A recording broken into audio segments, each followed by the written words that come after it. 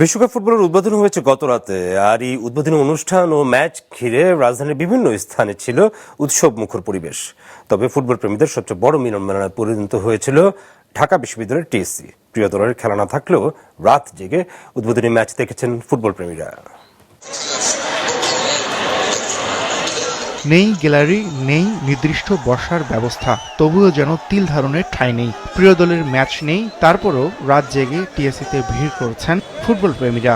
উদ্বোধনী ম্যাচ ছিল মেক্সিকো ও দক্ষিণ আফ্রিকার, তবে খেলা দেখতে যাওয়া সমর্থকরা ছিল আর্জেন্টিনা, ব্রাজিল, ফ্রান্স, স্পেন বা পর্তুগালের।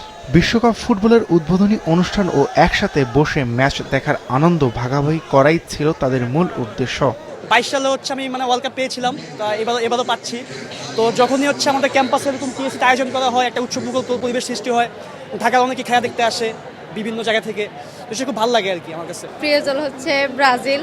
আমি হাজবেন্ডের সাথে এসেছি খেলা দেখতে, বেশ ভালোই লাগছে। টিএসসিতে অনেক সুন্দর আয়োজন হচ্ছে, তো এখানে অনেক লোকজনের সমাগম হয়েছে, আমরা খেলাটা খুবই উপভোগ করতেছি। বিশ্বকাপে বাংলাদেশ না থাকলেও ফুটবলের প্রতি ভালোবাসায় কোনো কমতি নেই। বিশ্বকাপ ঘিরে উন্মাদনা ছড়িয়ে থাকে তরুণ থেকে প্রবীণ সব বয়সী মানুষের মধ্যে। মেসিকে খুব ভালো লাগে, মেসি খুব ভালো খেলে, আর মেসি ফেভারিট প্লেয়ার, আইডল এক কথায়, তো এই কারণে ভালো লাগে। বর্তমানে কুবার্সি আছে, বার্সেলোনা ডিফেন্ডার অনেক ভালো খেলে, লেফট ব্যাক কুকুরেলা আছে, রানিং চেলসি প্লেয়ার ভালো খেলে, ভালোই। স্পেনে আমি খারাপ দেখতেছি না। এতদিন ক্রিস্টিয়ানো নির্ভর ছিল পর্তুগাল দলটা, কিন্তু এবার মনে হইতেছে প্রত্যেকটাই ফেভারিট প্লেয়ার। লাস্ট দুইটা ওয়ার্ল্ড কাপে আমরা দেখেছি জার্মানি গ্রুপ স্টেজ থেকে টানা 2 ওয়ার্ল্ড কাপ তারা বিদায় নিয়েছে, 2018 এবং 2022। এত জার্মানি ফ্যান, আমার প্রত্যাশা হচ্ছে জার্মানি যেন এবার চমৎকার একটি ফুটবল তার ফ্যানদেরকে উপহার দেয়। উদ্বোধনী অনুষ্ঠানকে ঘিরে টিএসসি জুড়ে ছিল উৎসবের আবহ।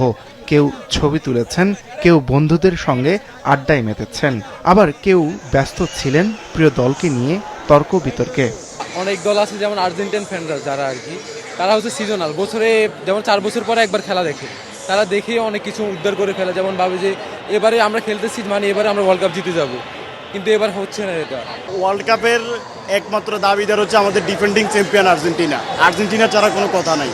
আমাদের গতবারও 2022 সালেও আর্জেন্টিনা নিচ্ছে, ইনশাল্লাহ আমরা এখনও শতভাগ আশাবাদী এবারও ইনশাল্লাহ আর্জেন্টিনার হাতেই, মেসির হাতেই ইনশাল্লাহ কাপ যাবে। ঢাকায় টিএসসি ছাড়াও রবীন্দ্র সরোবর, গ্রিন রোড সরকারি স্টাফ কোয়ার্টার, মিরপুর 9 এর স্বপ্ননগর, আজিমপুর 27 নম্বর মাঠ, ঢাকা মেডিকেল কলেজ এলাকা এবং উত্তরা 12 নম্বর সেক্টরের পার্ক সহ বিভিন্ন স্থানে বড় পর্দায় বিশ্বকাপ উপভোগ করেছেন ফুটবল প্রেমীরা।